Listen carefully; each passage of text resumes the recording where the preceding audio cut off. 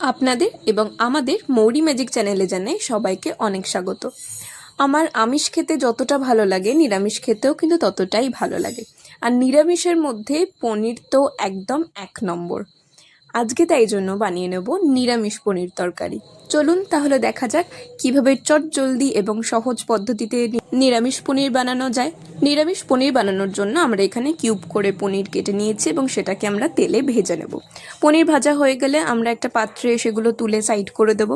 এবারে কড়ার মধ্যে আর একটু তেল নিয়ে তার মধ্যে এলাচ, দারচিনি এবং লবঙ্গ দিয়ে দেবো। দিয়ে দিচ্ছি আদার পেস্ট এবং তার মধ্যে কিউব করে কেটে রাখা টমেটো ফুটে আসলে এবং গলে গেলে তার মধ্যে আমরা অ্যাড করে দেবো পোস্ত, কাজু বাদাম এবং চারমগজ বাটা। তিনটে একসাথে বাটা ছিল। তার মধ্যে আমরা অ্যাড করে দিচ্ছি 1 বাটি টক দই। ভালো করে ফুটিয়ে গ্রেভি হয়ে আসলে আমরা স্বাদ মতো নুন এবং স্বাদ মতো চিনি অ্যাড করে দেবো। আর টক দই বাটি ধোয়া জলটা আমরা অ্যাড করে দেবো। আলাদা করে কোনো জল আমরা এখানে ইউজ করছি না।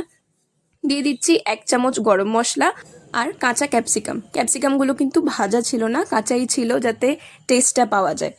লাস্টে আমরা অ্যাড করে দিচ্ছি ভাজা পনিরগুলোকে। ভালো করে নেড়ে চেড়ে নিয়ে আমরা সেটাকে কিছুক্ষণের জন্য ঢাকা দিয়ে দেবো। ঢাকনা খুলে আমরা তার মধ্যে ধনেপাতা কুচোনো এবং 1 চামচ ঘি অ্যাড করে দেবো। আপনারা ঝাল অনুযায়ী কাঁচা লঙ্কা ব্যবহার করতে পারেন, আমরাও এখানে ঝাল অনুসারেই কাঁচা লঙ্কা অ্যাড করেছি। ব্যাস তাহলেই রেডি আমাদের নিরামিষ পনির। ভীষণই সুন্দর হয়েছিল খেতে। আর আপনাদের নিরামিষের দিনে 1 থালা ভাত আর এরকম পনির 1 বাটি দিলে তো একদমই যথেষ্ট। একদমই সেরকম রিচ না, আর এবং ভীষণই সিম্পল একটা প্রসেস, বেশিক্ষণ সময়ও লাগবে না বাড়িতে বানানোর জন্য। বাচ্চা থেকে বয়স্ক অবধি সবারই খুবই ভালো লাগবে আশা করছি। আজ মঙ্গলবার, তাই আমাদের বাড়িতেও নিরামিষ। দেখুন, ভাত, তার সাথে আছে কুমড়ানি, তার সাথে একদম নর্মাল ডাল, পাঁপড় ভাজা আর এই পনিরের তরকারি। আমি তো 1 থালা ভাত এরকমভাবেই খেয়ে নিয়েছি। পনিরটা যেরকম নরম হয়েছিল সেরকমই মশলাদার হয়েছিল আর ভীষণই টেস্টি হয়েছিল খেতে। আপনারাও বাড়িতে একবার এভাবে বানিয়ে ট্রাই করে দেখতে পারেন।